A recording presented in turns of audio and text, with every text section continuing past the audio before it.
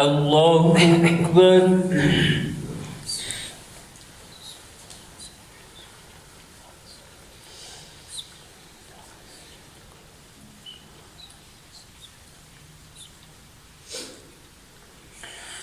الحمد لله رب العالمين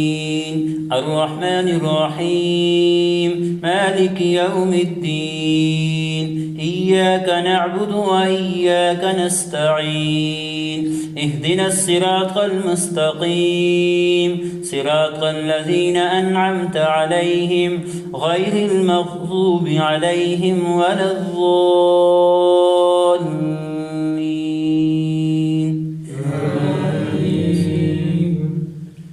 تبارك الذي نزل الفرقان على عبده ليكون للعالمين نذيرا الذي له ملك السماوات والأرض ولم يتخذ ولدا ولم يكن له شريك في الملك وخلق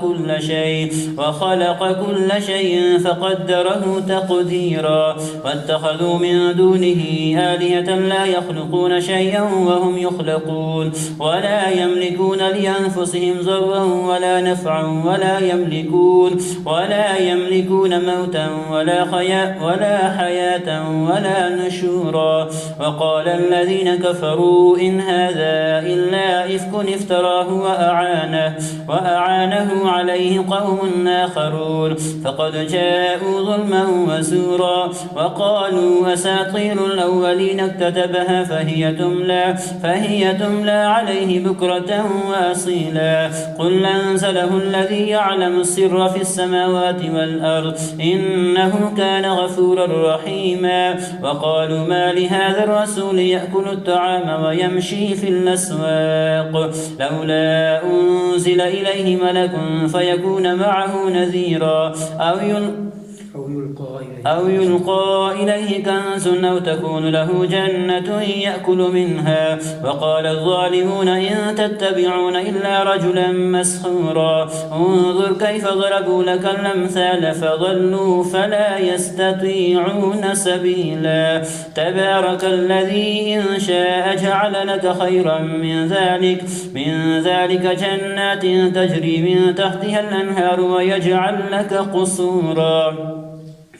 بل كذبوا بالساعة وأعتدنا لمن كذب بالساعة سعيرا إذا رأتهم من مكان بعيد سمعوا لها تغيظا وزفيرا وإذا ألقوا منها مكانا ضيقا مقرنين دعوا هنالك ثبورا لا تدعوا اليوم ثبورا واحدا وادعوا ثبورا